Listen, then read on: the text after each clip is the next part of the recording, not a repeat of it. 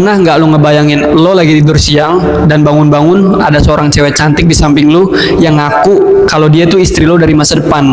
Dia bilang, Aku Sore, istri kamu dari masa depan. well, hello Film Talkers, kembali bersama host tercinta kalian yang akan mereview film dari sudut pandang Gen Z dan awam. Seperti biasa panggil aja gue Vio. Jadi pada siang hari yang cerah ini gue mau ngomongin satu film terbaru garapannya Bang Yandi Loren yang juga membuat jatuh cinta seperti di film-film. Kali ini dia mengeluarkan masterpiece terbaru dengan judul Sore, Istri dari Masa Depan. Film ini lagi banyak banget diomongin di kalangan reviewer, ya kan, di kalangan orang-orang pencinta film karena memang sebagus itu. Awalnya gue kira ini film cuman FOMO doang, orang cuma ikut-ikutan doang. Menarik perhatian gue untuk membuktikan sendiri apakah film ini bener-bener layak dibilang bagus atau cuman orang-orang berlebihan aja. Dan ketika gue nonton, gue buktiin sendiri, anjir, beneran bagus men. Merinding gue pas nonton. Jarang-jarang nih ada film Indonesia kayak begini nih. Maksudnya tuh skalanya sedikit lah, kayak 1:1000 gitu. Di tengah gempuran film Indonesia yang gak jauh-jauh dari horor, ya kan, atau drama romance-romance yang gitu-gitu aja, film ini hadir membawakan nuansa yang fresh. Setelah sebelumnya Bang Yandi punya jatuh cinta seperti di film-film sebagai masterpiece-nya, sekarang film itu digeser menjadi posisi nomor 2. Nomor 1 menurut gue si Sore ini ya. Dan ketika gue bilang film ini sangat bagus, sangat indah dan masterpiece, ini gue gak mengada-ngada, ini gue gak berlebihan, karena memang sebagus itu dan lo harus membuktikan sendiri. Oke, jadi film Sore, Istri dari Masa Depan ini premisnya itu tentang seorang laki-laki bernama Jonathan yang tinggal di Kroasia dari umur 6 tahun gitu, yang berprofesi sebagai fotografer. Dan satu ketika dia bangun dari tidurnya, ada seorang wanita yang mengaku kalau dia istrinya dari masa depan dan dia bernama Sore. Film Sore, Istri dari Masa Depan ini menurut gua adalah gebrakan berani dari seorang Yandi Loren, karena dengan mayoritas masyarakat kita yang selera filmnya tuh horor-horor thread viral gitu ya, sama mungkin romance-romance lebay, termasuk gua juga dulu suka nontonin romance lebay gitu ya. Dia berani membuat satu film dengan gebrakan yang membawakan konsep yang unik, yang fresh, yang jarang sekali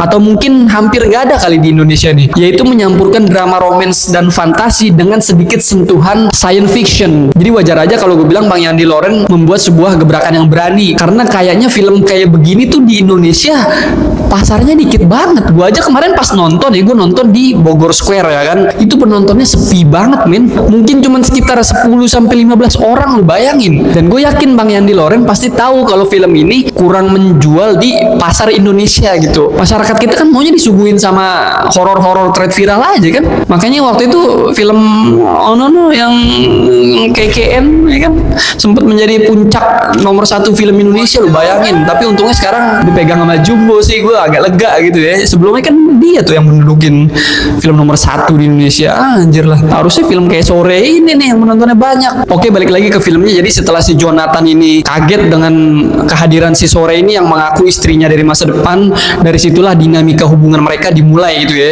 Jonathan bertanya-tanya, nih orang dari mana sih gitu kan. Si Jonathannya bertanya-tanya, sedangkan si Sorenya lengket banget nih sama Jonathan. Jadi dari awal kita memang dibikin penasaran dulu nih sama Bang Yandi Loren, bener-bener kita dibikin bertanya-tanya, nih orang siapa sih anjing, datang dari mana sih, kok datang-datang kayak pengen memperbaiki hidup seseorang gitu. Karena memang premisnya di sini si Sore ingin memperbaiki hidupnya Jonathan gitu ya. Mau buat hidup kamu lebih baik. Hidup aku baik-baik aja.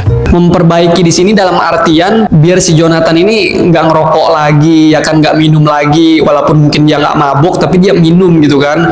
Terus ngerokoknya juga kuat banget, sepur lah gitu. Sebenarnya gue reviewnya agak susah sih karena nggak bisa spoiler gitu. Kalau gue spoiler nanti kalian nontonnya nggak seru gitu. Jadi gue reviewnya harus hati-hati nih. Dan gue sangat-sangat suka sama film ini karena Bang Yandi Loren membawakan film drama romance dengan sentuhan yang sedikit berbeda, mengambil konsep time loop seperti yang gue bilang tadi gitu ya. Jadi kayak dia tuh mau mengambil beberapa segmen pasar gitu ya, kayak buat lu yang suka drama romance nih bisa lu tonton, buat lu yang suka fantasi bisa tonton, buat lu yang suka sedikit science fiction nih bisa lu tonton gitu. Dan dia nge-mix itu semua gitu ya, nge-blend itu semua menjadi satu film ini dan berhasil. Ini tuh film-film yang sangat apa ya, captivating mungkin, atau absolute beautiful gitu mungkin ya bahasanya. Dan film ini diperanin sama duo yang udah sering main bareng ya, Dion Wiyoko dan juga Sheila Dara Aisyah. Di sini chemistry-nya mereka betul-betul terbangun dengan sangat baik gitu. Karena memang mereka ini sering main film bareng gitu. Jadi kayak nggak acting gitu, kayak natural banget. Aktor atau aktris tuh kalau udah sering main film bareng pasti nggak canggung lagi kan. Nah karena nggak canggung itu, jadi dia bisa mengeluarkan potensi maksimalnya mereka gitu. Dan terbukti di film ini hubungan mereka benar-benar kerasa kebangun dengan baik.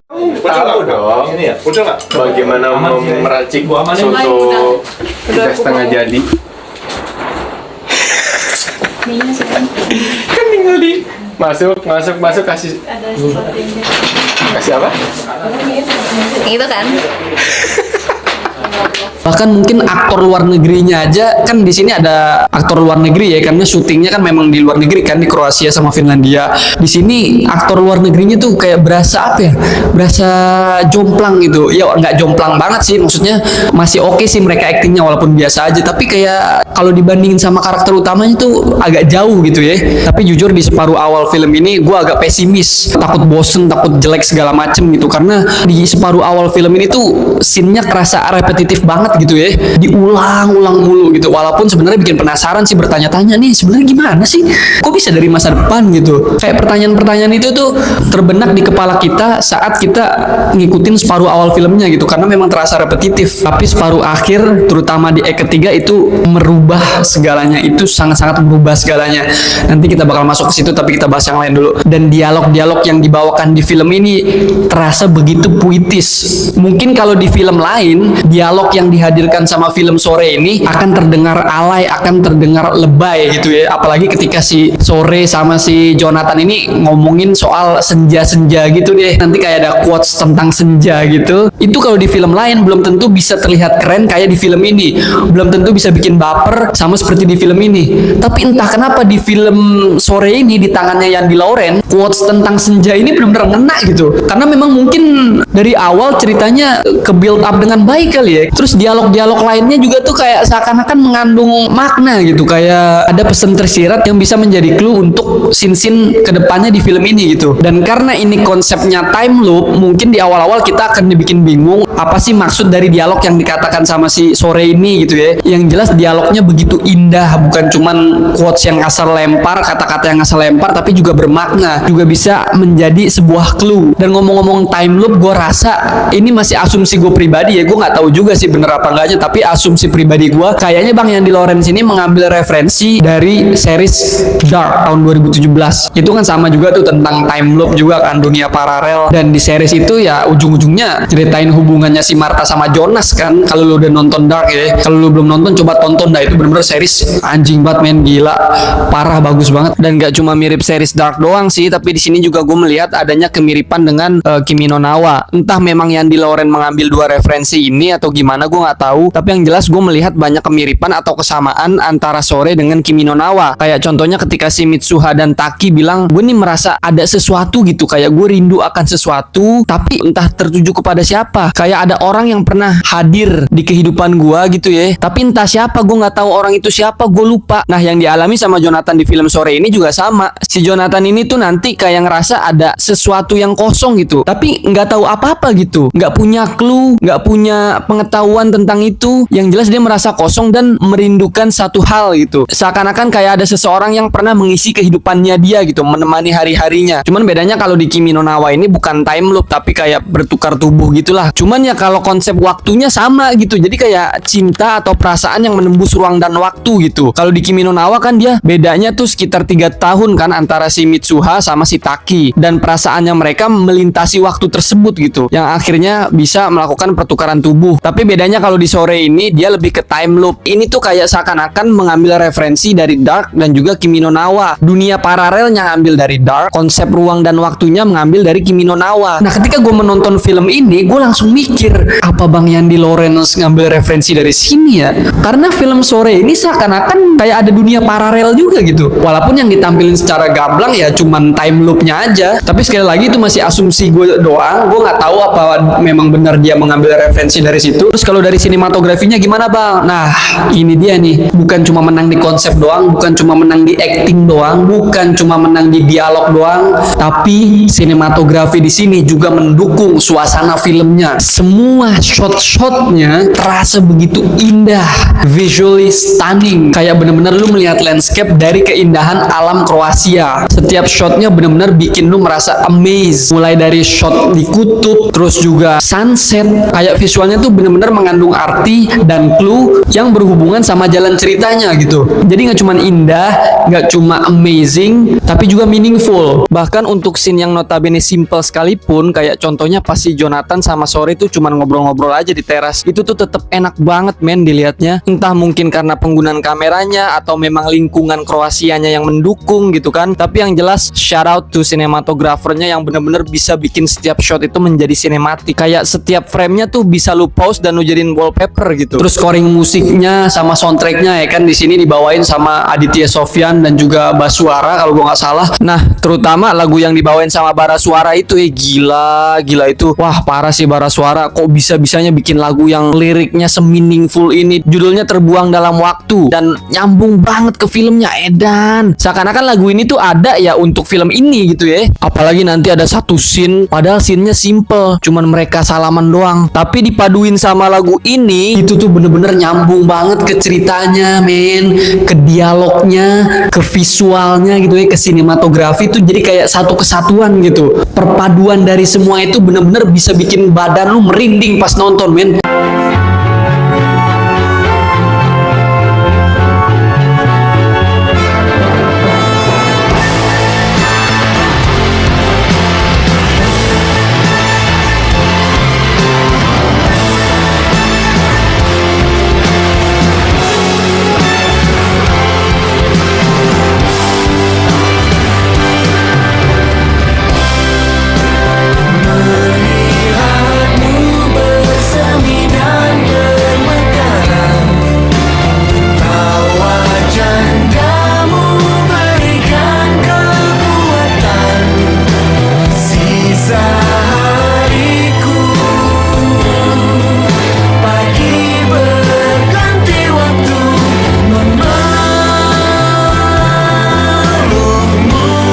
Tanpa sadar lu akan dibuat menetes air mata lu, dan film ini seakan-akan bikin lu bingung gitu, ini gue harus bahagia, gue harus sedih, gue harus terharu atau harus merinding gitu, karena semua rasa ini berpadu jadi satu karena kombinasi antara shot yang cantik, musik yang mendukung, dan juga dialog yang indah. Karakter yang paling gue suka di film ini adalah si Sore itu sendiri, karena dia menjadi representasi atau menjadi simbol kalau cinta itu bisa menembus ruang dan waktu. Jadi bukan cuma lintas pulau lagi, bukan lintas daerah lagi, bukan lintas kota atau negara lagi. Cintanya si Sore ini melintasi satu ruang yang tidak terlihat oleh mata gitu. Sekali lu udah cinta sama orang, mau susah dibilangin apapun orang itu, kalau memang bener-bener cinta lu begitu kuat, lu begitu tulus, itu menembus segalanya gitu. Dan gue yakin setelah film ini banyak laki-laki yang mendambakan pacar atau istri seperti Sore gitu ya, yang cintanya nih nggak mengenal lelah gitu. Kenapa gue bilang nggak mengenal lelah? Karena si Sore selalu balik lagi untuk mengubah hidupnya Jonathan supaya jadi lebih baik, dan dia nggak pernah nyerah akan hal itu gitu. Dia akan mengusahakan yang terbaik untuk Jonathan. Gila, ini kalau di film lain mungkin akan terdengar lebay banget kali ya, akan terdengar alay banget. Tapi di tangan yang di Lauren yang memadukan drama romance dengan fantasi dan juga sedikit sentuhan science fiction, terasa begitu puitis. Dan ada satu quotes yang gue suka di sini. Si Sore bilang, ini kurang lebih gue nggak tahu ya sama persis apa enggak, tapi kurang lebih kayak gini: mau berapa ribu kali pun kalau aku dikasih kesempatan, aku akan selalu memilih kamu. Anjing, gue tahu ini kedengarannya alay, memang alay sih sebenarnya ya kalau mungkin diterapinnya di film lain. Cuman karena ini di film Sore yang dari awal ke build up dengan baik, dengan dialog yang begitu indah, visual yang begitu stunning, scoring musik yang mendukung, ini malah jadi terasa puitis. Dan bukan cuma itu, ada juga di sini quotes yang bilang seseorang itu bisa berubah bukan karena dikerasin, tapi karena dia dicintai. Itu ngena banget men. Kalau gue yang ngomong mungkin terdengar biasa aja gitu ya, karena lu nonton review gue kan, tapi kalau lu nonton filmnya Buh, di separuh awal film aja gue kan nonton sama pacar gue kan. Pas gue lihat ke kanan ya kan, lah nangis dia. Padahal itu scene biasa loh, scene biasa banget sebenarnya. Tapi entah kenapa scene yang seharusnya nggak sedih bisa bikin haru. Ini gue juga bingung sama film ini, kayak ada magicnya gitu. Dan semua kebingungan yang lu alami di awal, setiap pertanyaan yang lu tanyakan di awal, pada akhirnya akan terjawab di ketiganya nanti, di akhir nanti. Awal-awal memang kita dibikin bingung dulu, dibikin bertanya-tanya dulu, dan mungkin akan dibikin sedikit pesimis kali ya kayak gue. Karena jujur aja ketika gue menonton film ini, begitu masuk ke pertengahan sampai ke akhir, gue deg-degan. Deg-degannya tuh karena gue mikir, wah kayaknya bakal habis di sini deh. Wah kayaknya bakal habis di sini deh. Ini kalau habisnya di sini nih, nggak banget sih nih film, berarti orang-orang bohong. Banyak scene-scene yang menunjukkan kalau filmnya tuh seakan-akan mau habis gitu. Tapi ternyata enggak, dibawa terus sampai nanti jawabannya ditemuin di akhir. Dan meskipun ada beberapa scene yang menurut gue ketebak banget apa yang bakal terjadi selanjutnya, kayak salah satu contohnya ketika scene di toko baju. Pokoknya nanti ada satu scene di toko baju gitu deh. Nah, apa yang akan terjadi selanjutnya itu gue udah bisa nebak gitu. Tapi dengan tebakan gue yang benar sekalipun, gue tetap baper. Jujur, gue tuh orang yang skeptis sama film Indonesia. Dulu waktu gue kecil tuh gue selalu nonton film barat. Gue nggak mau yang namanya nonton film Indonesia. Gue tuh baru nonton film Indonesia, maksudnya skalanya jadi makin sering ketika gue remaja aja gitu ya, masuk usia SMK lah gitu. Dan ketika gue menonton Sore ini, ya sebenarnya nggak Sore doang sih, film-film Indonesia yang bikin gue takjub gitu ya. Ada Jatuh Cinta seperti di film-film itu favorit gue banget. Terus ada Pengepungan di Bukit Durinya Joko Anwar, atau mungkin yang jadul 5 cm. Intinya film Indonesia yang gue suka tuh masih bisa kehitung jari gitu, nggak kayak film-film luar. Tapi film yang satu ini menambahkan list film Indonesia favorit gue, dan dia langsung menggeser posisi yang lain, langsung menjadi nomor 1. Jadi urutan di list film favorit Indonesia gue sekarang berubah. Sekarang tuh jadi Sore nomor 1, Jatuh Cinta seperti di film-film nomor 2, baru Pengepungan di Bukit Duri. Sebenarnya gue mau masukin 5 cm sih, tapi setelah gue nonton ulang lagi waktu itu, kayaknya banyak kekurangan deh. Yang jelas si Sore ini sekarang jadi nomor 1 karena gue bener-bener suka, gue bener-bener jatuh cinta sama film ini. Kayak kapan lagi Indonesia punya film yang kayak begini gitu. Oke, balik lagi ke ceritanya. Seperti yang gue bilang tadi di awal, kalau kejutannya itu, surprise-nya itu akan dikasih di akhir. Begitu kita masuk ke ketiga, begitu kita masuk ke final dan dikasih surprise-nya, dikasih klimaksnya, anjing, sebadan-badan lu merinding men. Kayak wow, gue ekspresinya tuh kayak, gue nggak ngada-ngada. Memang bener saat nonton ekspresi gue tuh kayak sampai nyengir-nyengir sambil geleng-geleng, kayak anjing, bisa ya film seindah ini gitu. Tapi mungkin bagi orang yang suka penjelasan yang begitu logis dan sangat detail, mungkin akan kurang suka sama film ini gitu ya. Karena memang harus diakui mekanisme time loop-nya tidak dijelaskan secara detail gitu, hanya kayak diselipkan melalui clue-clue di dialog dan juga di visual. Jadi kalau lu orangnya perfeksionis banget, benar-benar harus dijelasin, ya gue yakin lu nontonnya mungkin biasa aja, atau bahkan malah lu bilang jelek kali gitu. Jadi ya, there are only two options. Either you like the movie so much because the concept is so fresh for Indonesian films gitu, or you don't like this film because the mechanism of time loop or the time travel is not well explained by Yandi Lorenz gitu ya. So if you guys are very attention to detail person, perhaps you'll not like this film. You'll say that this film is just a mediocre film. Percaya sama gua, meskipun lu pesimis di awal karena mungkin merasa repetitif, tapi trust me, you have to wait until the end. Ya udah, segitu aja review film Sore Istri dari Masa Depan dari gue, karena gue nggak tahu harus ngomong apa lagi gitu ya. Gue dibatasi dengan rasa untuk tidak spoiler gitu ya, karena takut mengurangi experience nonton kalian gitu. Tapi yang jelas film ini adalah fresh konsep dari Yandi Lorenz untuk industri perfilman Indonesia. Dia benar-benar membuktikan bahwa film ini layak untuk menjadi calon film terbaik tahun 2025. Dan gue saranin banget kalian untuk nonton film ini di bioskop, jangan nunggu di platform streaming ya. Karena film model kayak Sore ini tuh jarang banget ada di Indonesia. Bener dah, bukan berarti nggak bakal ada lagi ya, tapi jarang. Jatuh Cinta seperti di film-film kapan sih itu? Tahun berapa sih? Sampai akhirnya ke tahun 2025 tuh berapa tahun ya kan? Ya walaupun sebenarnya di bulan-bulan lalu ada Pengepungan di Bukit Duri sih, dan itu juga bagus gitu ya. Tapi kan kalau Joko Anwar sebenarnya bukan gebrakan yang baru. Dia tuh memang orangnya kayak selalu suka tantangan gitu. Lu lihat aja Nightmares and Daydreams ya kan. Dia tahu kalau pasarnya bakal sepi ya kan. Dan mungkin juga eksekusinya bakal kurang bagus, tapi dia berani gitu. Nah, film-film seperti inilah yang gue suka gitu ya, yang berani keluar dari zona nyaman. Dan pada akhirnya film Sore ini bisa gue kasih rating di angka 8,7/10. Tinggi banget kan, jarang-jarang gue ngasih rating segini loh. Pokoknya nggak ada alasan buat lu nggak nonton film ini. Kalau lu lagi nyari tontonan yang berbobot, ya kan, tontonan yang sangat rekomen, ya Sore ini jawabannya, nggak ada jawaban lain. Jadi buruan nonton sebelum akhirnya nanti dia turun layar kegeser sama film-film horor, ya kan. Oke, segitu aja review film Sore Istri Masa Depan dari gue. Kalau kalian suka review dari gue, like video ini, subscribe dan follow semua sosial media Frame Talks di IG dan TikTok. Oke, sampai jumpa di review berikutnya. Bye.